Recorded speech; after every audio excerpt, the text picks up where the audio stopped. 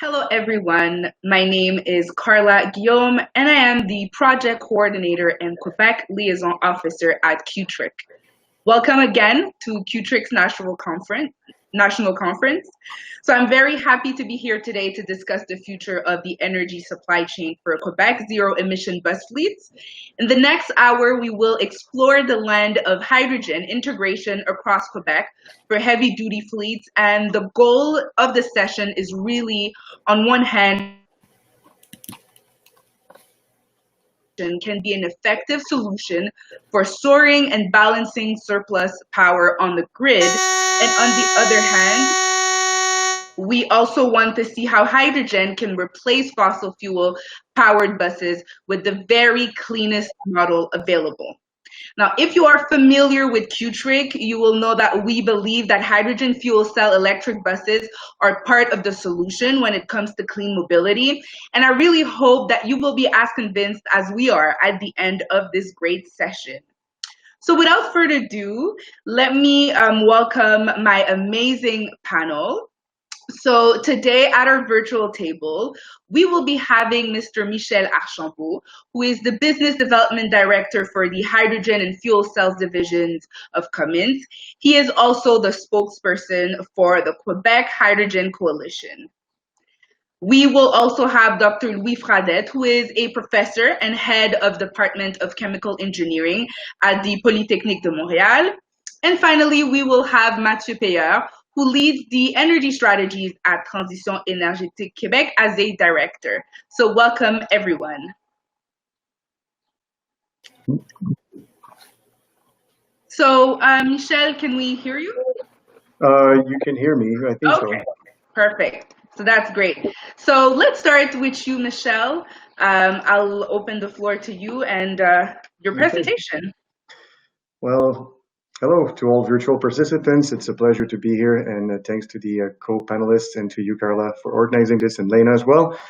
Pleased to be here. I'm going to talk today about the topic, which is hydrogen integration and Cross-Quebec for heavy-duty fleets. I work for Cummins, as it was mentioned in the introduction, but I come from a different divisions, as you will see in the next slide. So Cummins is a large company with 60,000+ employees around the world. Invests a lot in R&D. Last year alone, they invested $1 billion in research and development. It's a global company, primarily focused on engines. So it's a 100-year-old company that has been making diesel engines for stationary and mobility applications for the past century. There are 5 segments in the company: engine, a power system, which relates to stationary power, the parts and distribution.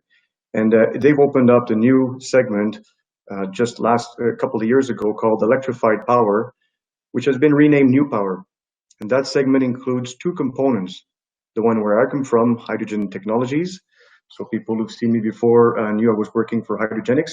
We've been acquired by Cummins. But Cummins also made investments in battery technologies.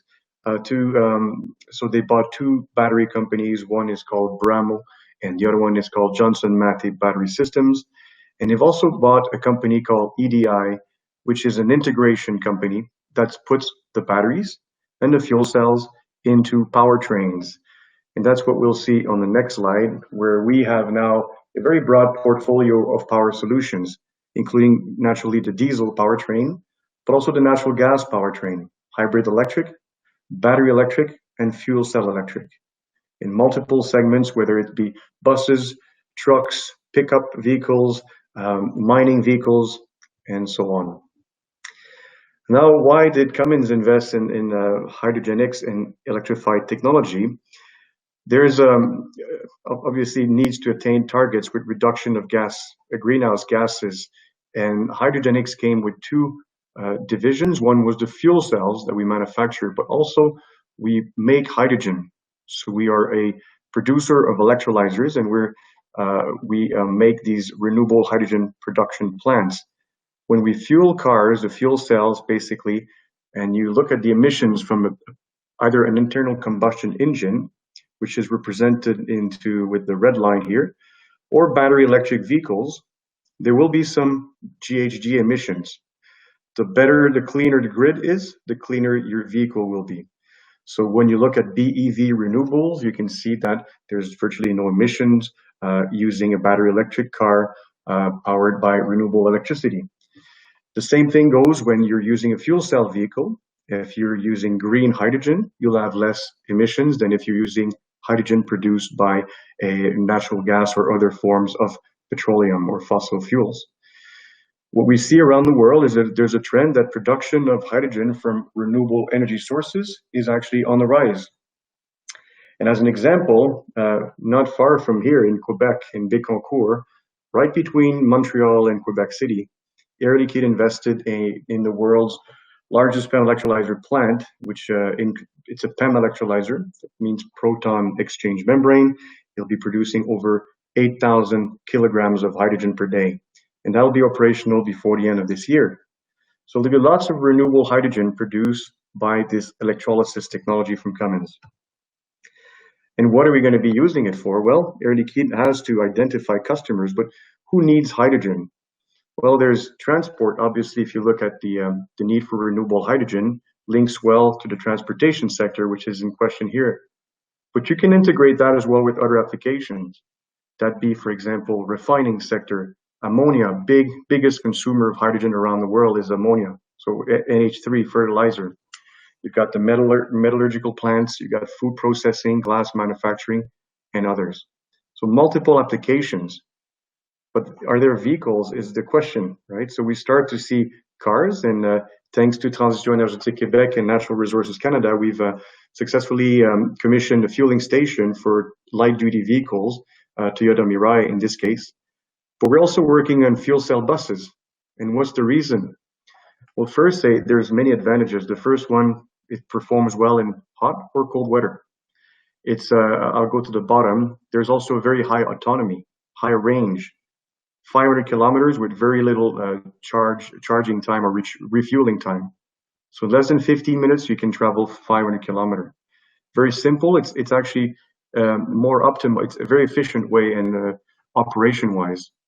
You've got also the benefit of having no emission if you're using clean hydrogen, and you work hand in hand with batteries. These buses use actually batteries and fuel cells.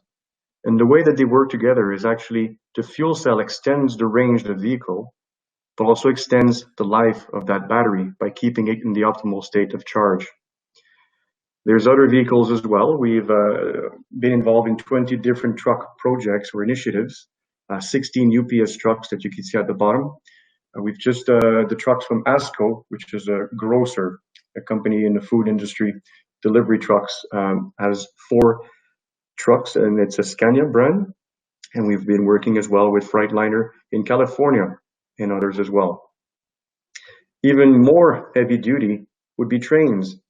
And what we see is that fuel cells are actually revolutionizing the way that railway systems are done in Europe. Traditionally, most lines are electrified, like high-speed trains and so on between big cities. But when you step out of these regions, you're no longer using these electric trains, you're using diesel trains. And we can electrify them, and it's been done for the past 4 years now, 3 years. And it's commercial train with real passengers going in, and orders are actually accelerating from Italy, France, Germany, UK, and the Netherlands at this point. Around the world, lots of investments have been made, and I'm just putting 3 news that we've seen in the past weeks. Last week, Chancellor Merkel in Germany announced a plan of investing 9 billion euros to promote hydrogen production and use. That's a lot of money. Same in Australia, $370 million, of which 70 will be awarded very soon in forms of project for production and use of hydrogen. This is done through the ARENA fund. And lastly, in Canada, this weekend, there was an article in the Globe and Mail announcing that the federal government says that they will have a comprehensive strategy for hydrogen in place by the end of this summer. So there will be probably announcements made to that effect. What I'd like to discuss today, this is my last slide, basically questions on how to accelerate bringing vehicles into the road. Is it delivering hydrogen? Is it to produce it and on-site?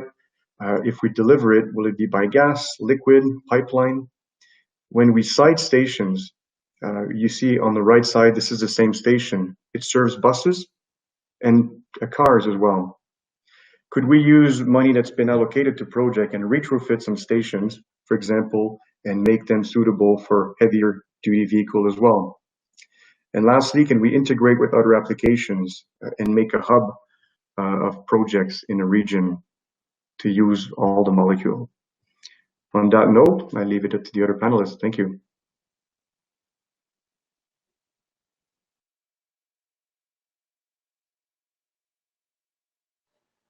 Thank you very much, Michel. That was a very, very interesting conversation. And I think it's clear today that we really need to focus our efforts on attracting investments in clean and renewable hydrogen for new mobility and infrastructure projects. And it looks like the reality is that hydrogen is a technology that better meets the needs of many stakeholders for whom battery electric vehicles is not the most optimal option. So I see a lot of opportunities here, definitely. And throughout the discussion, it's also clear that Quebec has a lot of talent and expertise with a few companies specializing in the production of hydrogen. So I think the future is very exciting in that area. Our next speaker is Dr. Fradette. So you can go ahead now. Thank you, Carla. And before I start, I'll say, Michel, I will have probably tons of questions for you as soon as we can chat about what you just presented. But on my side, I'm here to talk about what we do at Polytechnic. And the good news is that on Tuesday this week, we welcomed a project, a $22.5 million project that started in 2017 called Valorisation Carbone Québec. And that project is unique in the world, and the picture showed on the right side is demonstrating the unit that is included in Valorisation Carbone Québec, and I'm sure you will agree that does not look like a lab environment in a university. And despite that, this is exactly what it is, and this is exactly what it becomes. And it's going to be part of a, let's say, a larger arena called the Institute of Sustainable Engineering and Circular Economy that is being put together at Polytechnic. And obviously this institute will have the objective of promoting and demonstrating that it's possible to close loops and let's say bring circular economy to reality, especially in what regards carbon and hydrogen. So a bit more specifically, the objective of that project is to capture emissions from industrial emissions, obviously before they reach the atmosphere, so in a concentrated state when they are still at 12–15% CO2 content. And out of that purified CO2, mix and react with hydrogen in order to form chemicals and, in some cases, fuels that will be of net zero emissions. And let's say the environment in Quebec is such that we have access to almost zero emission electricity, and hopefully in large quantities. And that hydrogen is going to be obviously a topic for discussion at a later time. But what I would like to emphasize is the fact that we have projects of converting CO2 into liquid fuels that could be seen as, let's say, a way to electrify large fleets of vehicles. So again, going a bit deeper in what we do, I was talking about circular economy. So on the left side, this is what I show, moving from a linear way of using commodities or chemicals and turn them into cycles. And this is exactly what we do at VCQ. I mentioned some fuels, but obviously we will also produce materials and some chemicals. Not only are we going to demonstrate this, but if we select a technology that is available and on the market, it's also because it has the potential to be economically viable in the Quebec context. So meaning that, again, large quantities of electricity at a reasonable price. Then, let's say, simply to challenge the use of what you were mentioning, Carla, about the implementation of fuel cells. I see synthetic fuels as a good way and a quick way and a cheap way to bring hydrogen into into fleets because synthetic fuels do not need any modifications to engines, easy to transport, and we also know how to handle them, and distribution lines already exist. But in order to do that, hydrogen is the key, and again, it has to be low cost, and most of all, in very large volumes. So one aspect we are investigating also is the technologies for producing low-cost hydrogen, and let's say early conclusions, but centralized production is obviously cheaper and easier to implement. And we are looking at technologies beyond electrolyzer to produce hydrogen with low emissions and a cheaper cost. But this is part of research and also demonstration in the coming years if VCQ goes as expected. So I shouldn't have gone above my 5 minutes, but that completes what I had to say as an introduction, and I'll be happy to hear what you has to say. Thank you very much. That was also very interesting. And it's great to hear about your project and to see how relevant it is in this conversation. While a lot of people are advocating for emission reduction, we realize that CO2 remains an essential raw material for many industrial processes. And I think it really underlines the importance of exploring this avenue, the avenue of circular economy, which seeks to minimize the generation of waste and maximize the efficient use of resources. So that was really great. Now we're going to open the floor to Mr. Mathieu Peyer. Hi there, everyone. So glad to be here. Thank you for the invite. So I'm just going to go a lot quick on the presentation, just to give you an overview of what we're doing at Transition Énergétique about hydrogen as a whole. So first of all, Transition Énergétique Quebec is a crown corporation which was created in 2017. We're actually involved in many sectors of activity, basically everywhere where energy is. We're acting some kind of role, and our mandate is to coordinate the overall effort of the energy transition that has to occur.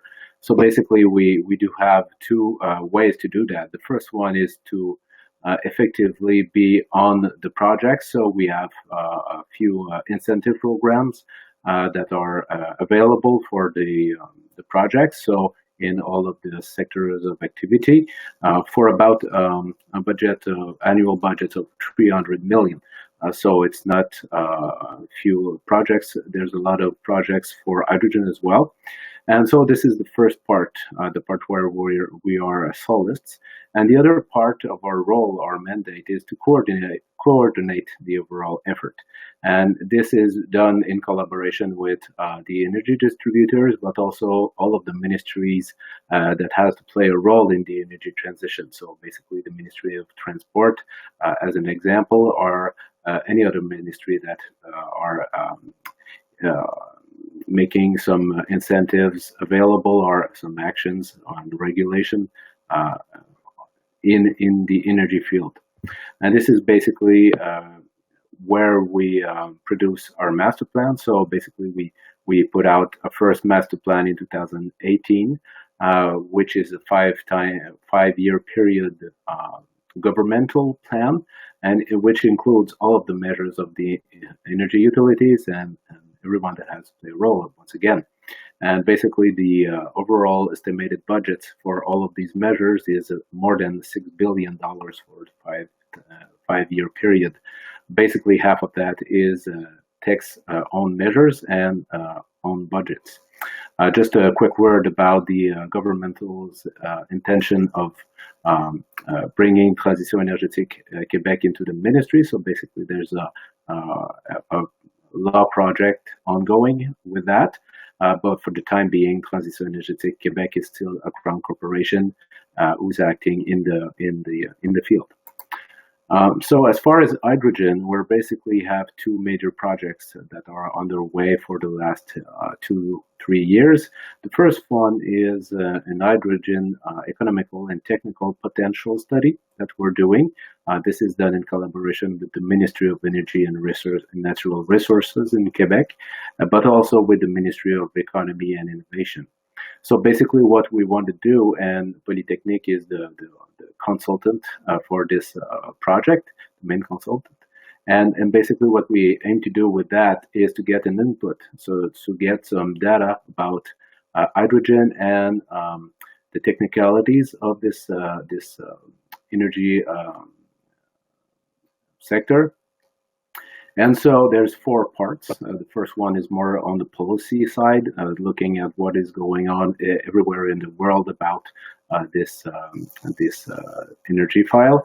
The second part is really the more technical and economical aspects. So what are the costs for green hydrogen production and other aspects? So of course, when we think about hydrogen in Quebec, we do think about green hydrogen. This is the focus of the governments, of course. And the third part is actually an opportunity proposition. So what type of use can we do with hydrogen in Quebec in order to achieve the energy transition? So this is the first element which we're really involved in, but there's also some interest for business development and job creation, and also some exports aspects. The last part is the consultation to the market. So basically what we did is we hosted 3 seminars for consultation in different teams, and we actually presented the C part of the project to get some feedback from the industry. Basically what we want to hear is what are the key indicators for investors to go and invest into the hydrogen sector as a whole. There will be a webinar on this study on the 14th of July, so feel free to look on our webpage for the information. So just a quick word about the place of hydrogen in the mobility. Of course, when we're looking at mobility, there's a lot of interest for heavy-duty side, so the long haul and transit buses and stuff like that. Being that, of course, fuel cell electric vehicles are complementary to battery electric vehicles, which we support with incentive programs for maybe 7 years now. We do offer some incentive for fuel cell electric vehicles as well, but I think there's a lot of potential that hasn't been looked more into details for the heavy-duty side. Being, of course, that in Quebec we do have a lot of green hydroelectricity, and we do have a lot of refueling and recharging stations already in place. So basically it makes a lot of sense for common use to use the battery electric vehicles. But then again, even for light duty vehicles, there's still some places where fuel cell electric vehicles with their specificity can play a major role. And basically the way we see at these two technical approaches is a way to accelerate the electrification process in Quebec. So basically we're not choosing a winner, we're choosing a combination and the right technology for the right use. Lastly, I just want to say a few words about, Michel mentioned the fuel cell electric vehicles test bench that is ongoing in the Quebec City. So in Quebec City. So the objective here is to deploy where there's already 51 vehicles actually on the road now, 50 Mirais and 1 Nexo, which are included in the test bench and which are leased into the governmental's fleet. And the objective here is to monitor all of these vehicles on a 4-year period project, where we can get some information about the behavior of the vehicles in the cold climates, and also to identify, well, what is the loss in autonomy with these type of vehicles in cold climate, because that is, of course, one of the the problems with battery electric vehicles. So we want to test that. We also want to raise awareness and build more expertise about hydrogen. How does it work? What does it mean? So we want to provide this project can provide some information and on this aspect.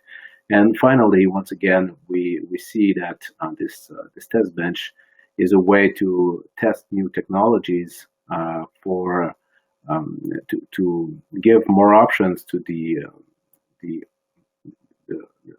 fleet owners and the commercial vehicle fleets owners to accelerate electrification. And I'm pretty sure we'll get more into that. But of course, when you want to accelerate the electrification of an old fleet and you have a lot of vehicles of whichever type, of course, it quickly comes an issue with the money that you have to invest for the infrastructures of recharge and also with the logistics. So I think it's not a clear way. There's no clear way to see, well, this is the more strategic approach to electrify fleets. I think it's going to be some kind of hybrid based on the specificity of the vehicles owners and the usage, of course. So, thank you. Thank you very much. This was a great presentation. I do see now that Quebec is very committed to reducing its greenhouse gas emissions. If I remember correctly, we're talking about 37.5% by 2030. And it's very encouraging to see that the province is moving forward and really recognizing the role of hydrogen and the important role that it can play in achieving the government's decarbonization targets and plans. So I'm very, very happy to hear that Transition Énergétique Québec is really taking the lead in advocating for clean hydrogen and supporting the infrastructures needed to transition the transportation industry away from fossil fuels. So that's very encouraging. Now we will go to questions. We do have a few coming from the audience.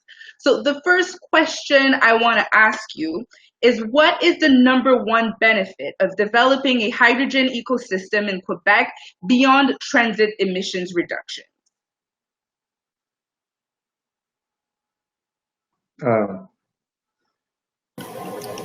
Mathieu, sorry, I was going to say that we're making better use of our electrical resources. So Hydro-Quebec is taking advantage of the possibilities that hydrogen energy storage can have to their mix. Right? Well, for my part, of course, I don't want to repeat myself, but I think the idea of bringing more than one technology to get to the overall goal of electrification is key. So basically, there's some clear usage where hydrogen could play a role, and in other ways, battery electric vehicles can play another role as well. I would add to that the fact that we would use hydrogen for green chemistry, the way we see it, or the angle I introduced earlier in my presentation. It also helps building a different economy that is more sustainable as well and brings well-paid jobs to many people. So it's an angle that I think is also important to consider. Yeah, just maybe adding on that, of course. So on a government's perspective, there's an objective to be to get to. So the choice is really up to the market to develop. So when Mr. Fradette brings the synthetic fuels into the mix, of course, if we can tomorrow provide some industrial quantities of economical, viable synthetic fuels that could go into the transport sector, it would essentially meet the target. So basically, there wouldn't be a need for changing the equipment and putting in the infrastructures for refueling and stuff like that. So basically, I think that's really a big element, because one of the major issues when we're trying to figure out a way to get the energy transition to occur is actually to change the behavior of the people. And when you're changing the technology, more often than not, you have to work also on the behavior side.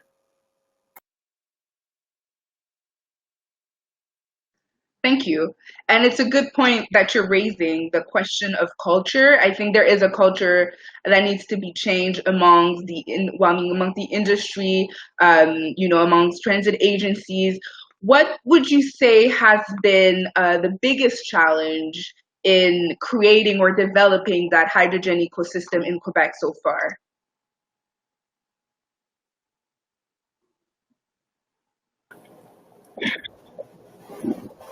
I think it's the same challenge for everybody. The big dollar sign that shows up every time you want to do something. And here we're talking about things that are still under development. Obviously, they have reached some maturity in some cases, but for things that are still uncertain, going the long chemical engineering way in a traditional sense, meaning that you have to start small and slowly scale up things. Every scale requires a lot of money. And it's probably the main challenge for everybody to find all that money to bring it to reality. I think, Michel, you want to add something to this? No, I'm good. No? Thank you. Okay. You agree with the money side, Michel? I agree. I was going to say there may be ways and things under development that can help solve the money thing rather than public funding. Sometimes it's also low carbon fuel system or standards that are being developed that can help make the cost of hydrogen more competitive with fossil fuel technologies, right? Yeah. Thank you. Now, we got one question. Of course, we're very interested in the public transportation aspect of things. So in your opinion, why has there not been extensive interest in hydrogen electric bus technologies in Quebec over the past few years, even though there is an hydrogen economy in the province and a very clean electric grid to support this field? It's a good question. Definitely, I mean, if you look at the procurement of fuel cell electric buses versus battery electric buses, just in the US, there's been multiple awards with what they call the low no emission, basically, and that is it's been awarded mostly to almost 99% to battery electric buses. That being said, I attended a conference last year in San Francisco called the Zero Emission Bus Conference. And fleet and transit operators really shared concerns that were about operational efficiency, where with the 10 bus project, maybe that was simple, but they see the challenges of scaling up to hundreds of buses. And that is maybe something that will have to be looked at. The weather as well is something that is something good for Quebec for fuel cell buses, but definitely support a pilot project, not something of a 2 or 3 buses, but something where you can really prove that operational efficiency. Yeah, I can add to that. I really think the scaling up aspect is really key here. I think that in the years to come, there will be more knowledge about the different technologies that could get, once again, to this objective of electrifying the transport and looking at what are the costs of the overall ownership and operation for these type of different technologies. So basically, you have the vehicles, but also the infrastructures and the cost of the energy. So I think this has to be looked at as a whole for specific fleets. So I don't think there's going to be, once again, only one choice. It will be some kind of a hybrid with different kind of options.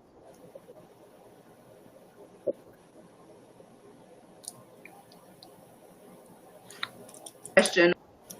I think many people would agree to say that, or many actors would agree to say that they are concerned with the higher upfront cost of supplying hydrogen for a fleet and the significant cost of building service stations, particularly for smaller transit agencies. So do you think this is a legitimate concern, and what would you respond to those people?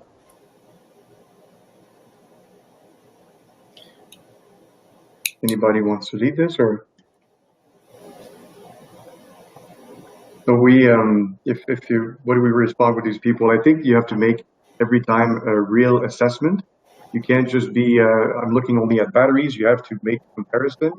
In some areas, batteries might be better suited for different routes. In some areas, different routes as well, higher mileage, or higher, how do you call it, kilometrage, or gradability with more hills, and so may be more suitable. You have to make a thorough analysis, and that's not easy for someone to do, right? There's a lot of complexities. First, where's the hydrogen coming from? Can you get paid with your low carbon fuel system standard? There's a lot of things that enter into the equation, people to support you. So the message that these transit agencies at that zero emission bus conference last year after the conference was, yes, next time we'll evaluate fuel cell as part of the mix. We didn't do it the first time, but we should do it because it seems that we didn't calculate everything. Thank you. Now we'll go to another question. We mentioned earlier weather and the impact that it has had on the deployment of the technology. So are you aware of any reports available for the public regarding vehicles' behavior, especially fuel consumption in a cold environment? And is it going to be mainly due to AC effect? That's a good question, actually. I'm not aware of any study that has a clear objective for cold climates. This is one of the reasons why we started the test bench, actually. Perhaps there's a lot of information in the U.S., basically more down in California, about the behavior, and there's a lot of reports on that. But the cold climate component is really a key element that we must assess. So, to my knowledge, there's no information, and this is basically where we're going with the test bench. And the objective is to provide the industry with this type of information.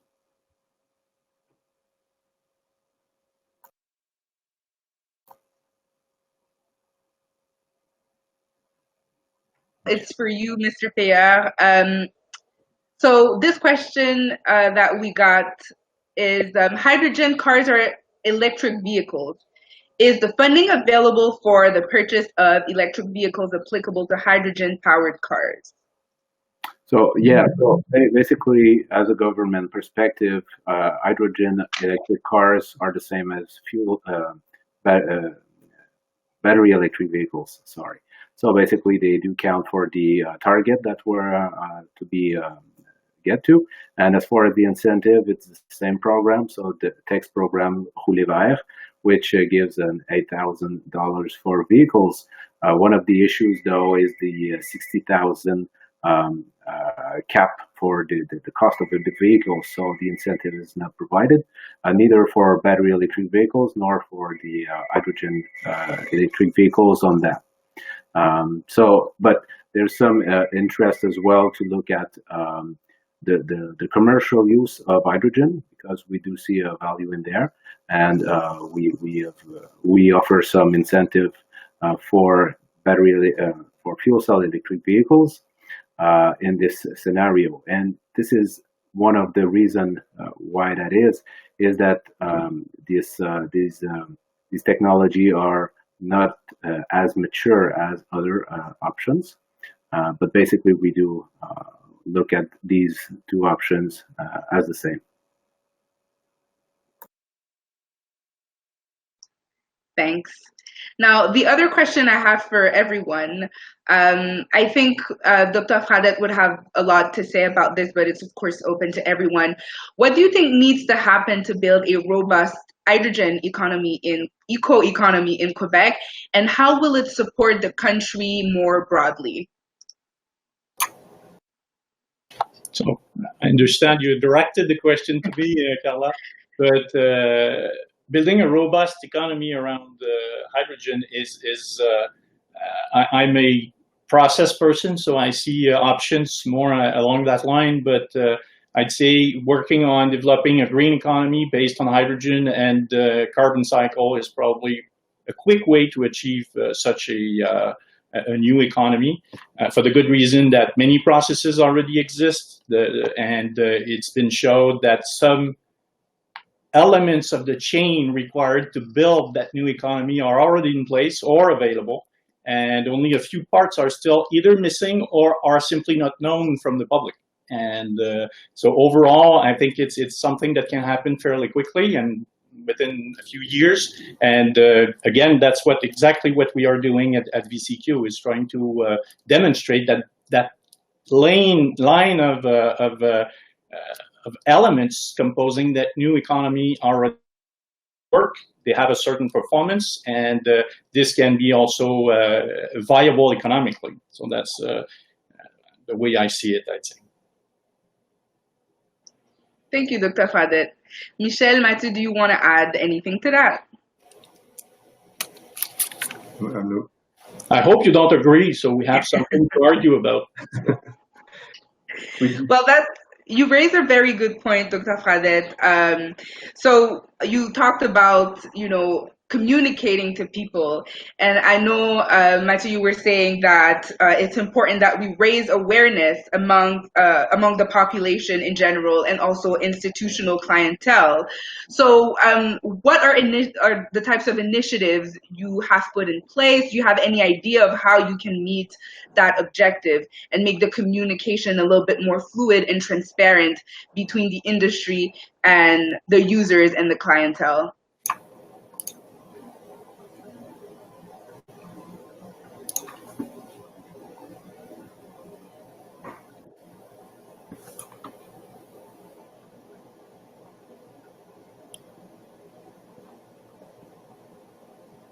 Does anyone want to add anything to that? No. There was a question that I saw from Shaheen Mirvaz regarding prices of electrolytic hydrogen versus SMR. Maybe I can answer his question. It was posted in the moderator chat or somewhere. And so I've seen prices it always depends on the price of the raw matter. So if natural gas prices are high, obviously your SMR hydrogen will be higher. But I've seen prices of $2.50 a kilogram, $2 a kilogram, in that range. And then if you're comparing it to electrolysis, you will need about 50 kilowatt hour to produce a kilogram. So you can already see that you need to have very low cost power to compete against SMR. But if you start to equate again, what I mentioned earlier with the LCFS, and then you start to be competitive.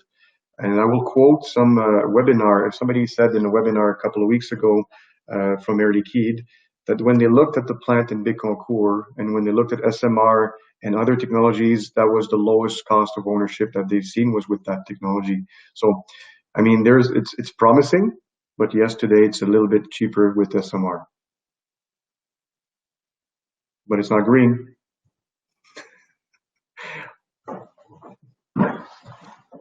Thank you. We'll hop into another question. This one is again related to transit agencies.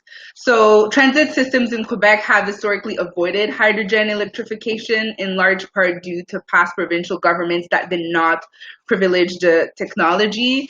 Should that change? Yes. Again, based on making the right decision, I will not push for hydrogen if there's no sense for it, but make the right decision and explore your options. Don't close down options because of open up open your eyes and look at what's available. Yeah. Thank you. Yeah, go ahead. Well, I was just going to say I'm not going to comment much on the government's position, of course, but I think that there's a need for neutrality, basically for the objective of electrifying the vehicles. So basically, either the battery or the fuel cell can work. I don't think it's the government's place to identify a winner. For sure. Thank you. To add to that, Valorisation Carbone Québec has been going on for almost 3 years now, let's say 2.5 years. And one important learnings that came out of it is the fact that we try to bring new technologies and new ways of using energy into an existing environment that already has some ways to do things and do business. And What we realize now is that every opportunity has to be investigated on its own parameters and not try to generalize everything. And so, as Michel said, when hydrogen makes sense, it's good, but sometimes it simply doesn't, and you have to move forward with something else. And I think that's also something we have to keep in mind when we try to bring in new technologies, new ways of doing things. Is we have to realize now that we have to involve all the parameters and analyze all of them, and not try to do a general analysis that would apply, let's say, on a generic case all over the world. I will add one more comment as well. And then first, I'll speak on behalf of Cummins. As I mentioned earlier, we have a broad portfolio of powertrains, and the reason is that there are lots of solutions. We diversified our portfolio to serve all possible markets. But we're not the only player, and that's a large company, a Fortune 500, but there's lots of large companies out there. I'll cite a few. You've got all the car companies like Toyota and Hyundai have heavily invested in hydrogen. They're looking at trucks as well. You've got the new company starting up last week in the stock exchange, Nikola. So there's more and more vehicles, and this is no longer a demonstration projects. These buses exist, these vehicles, these cars work, and they're passenger cars, they're commercial vehicles. So that's changed from 5-10 years ago. Thank you. And yes, it's a good point that there needs to be a lot of solutions, and there are a lot of solutions. So yeah, that I think was a very interesting addition to the conversation. Now, that question is for Louis. How much hydrogen, well, you were talking about your project earlier. So how much hydrogen do you require for your industrial scale project in, say, kilogram per day? Yeah, and I quickly reply to that, but it's I simply changed the basis because let's remember that to produce synthetic fuels, you need carbon, and that carbon comes from CO2 capture. And usually the basis for CO2 capture is either tons per day or tons per year. So on a tons per day basis, let's say 1,000 tons per day, which would be 350,000 tons a year, which is a significant quantity, but still, we have way more than that to capture to reduce our emissions. But let's start on a 1,000 ton per day basis. We would need something like 10 times the project Air Liquide and Cummins are putting together in Bécancour, which is roughly 220 megawatts of power to do that. But that shows that, producing synthetic fuels is nice, but we still need, significant amounts of power and hydrogen. Mm-hmm. Thank you. We'll go to another question. This time, this is in regards to the government of Quebec. So does the Quebec government hydrogen plan include encouraging the development of hydrogen-powered vehicles or equipment in Quebec? That's a good one. Well, first of all, there's no hydrogen plan at this moment. So basically, the study that we're conducting will be an input for a more governmental structured roadmap that will come in the near future. And so basically the way we're looking at it now is that hydrogen, marine hydrogen, can reduce some GHGs in every sectors. So basically the incentive programs for technology demonstration are in the electrification field are available. So the incentives are applicable even for hydrogen. So it's kind of a general kind of approach. Thank you. Now, I have another one here. So the capture and reuse of carbon needs to be done in collaboration with emitting industries. Would you all agree that this is a development of a new carbon economy? And do you think this is promising a new economic sector for Quebec?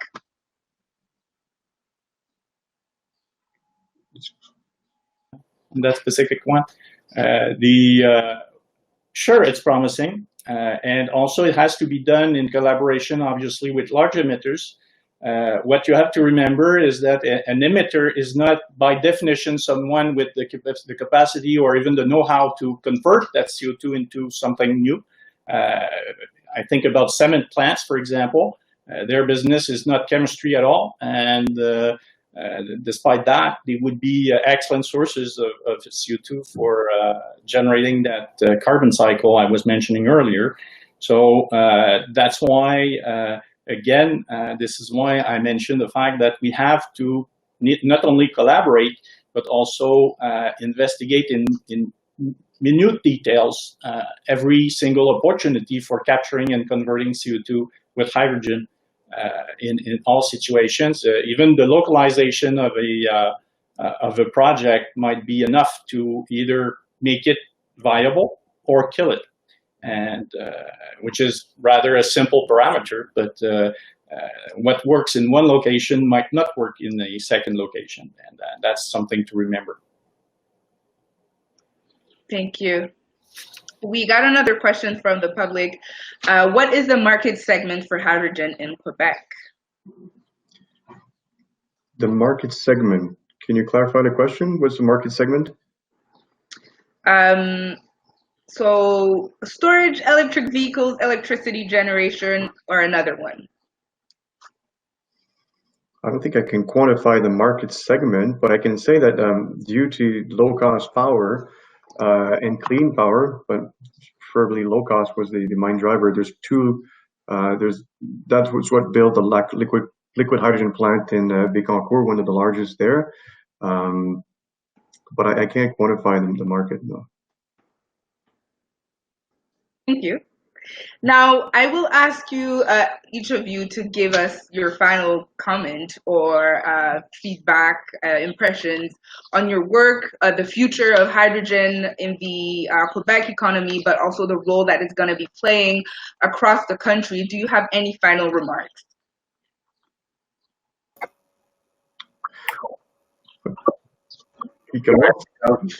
Okay, well then I can say that the things are changing, evolving very quickly. Not only, and I'll give the example of a project that's just happened in the United States, which we're involved with. A utility, a public utility, small utility in relative size, has access to hydropower. They're based on the Columbia River, and they can only sell electricity and natural gas. And the legislation changed to diversify, to broaden their solutions. And in the law of Washington passed a bill, and that allowed this utility, or all utilities in the state of Washington, to produce and sell renewable hydrogen. So that utility was traditionally only involved with electricity and natural gas is now able to sell hydrogen. And they've procured a 2,000 kilogram day plant, which they're trying to find off-takers, whether it be green chemicals or vehicles or other industrial users. That's a shift in the mentality, trying to get more plants in the state. So we're at a really transition point with more investments from the government, and I think that it's just going to accelerate from now. And I'm very positively encouraged by that.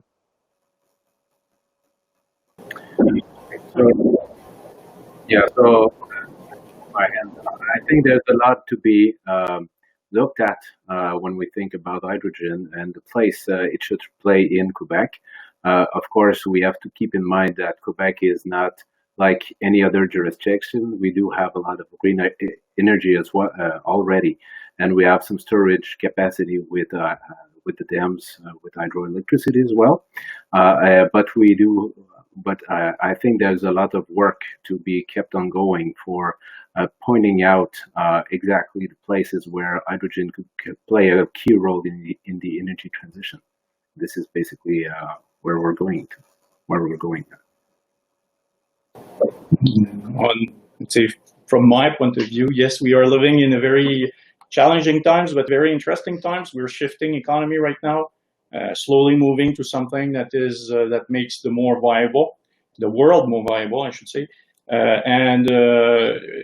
What we are working on right now is not only research, but also demonstration of that research and showing that it's time to implement those new technologies because they work, because they have the potential to displace the oil economy or the conventional oil economy, and that's an opportunity for many different actors, and also collaborations that simply do not exist right now. Thanks. Now, we actually have one last question. And I will ask this one. So SMR being not green, what would be needed in terms of regulatory change, for instance, with the carbon taxes to monetize the negative impact of SMR tech and thus rebalance the economics between the different stacks and hydrogen production?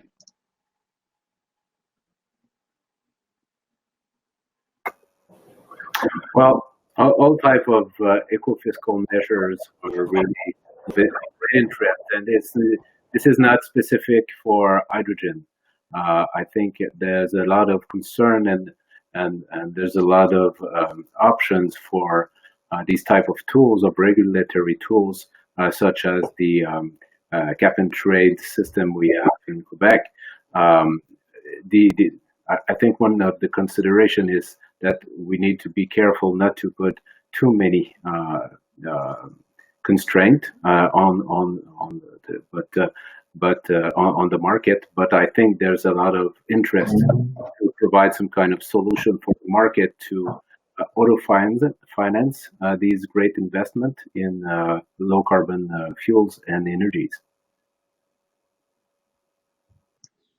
Thank you. To add to this, if you allow me, it's everything we do in our own environment does not take into account the price of carbon that comes from regulations. So it's if we determine that the technology has a potential to move forward and is economically viable, it's because it is economically viable and does not need some additional or extras from the price of the market of carbon or something like that. So it's let's say it's a different approach, but avoid the uncertainties related to the market. Thank you. And Michelle, do you want to add something to that to conclude? No? All right. Well, this brings us to the end of the panel. Thank you so much, everyone. We've had a great conversation, a lot of areas of expertise. We've had a lot of different type of questions.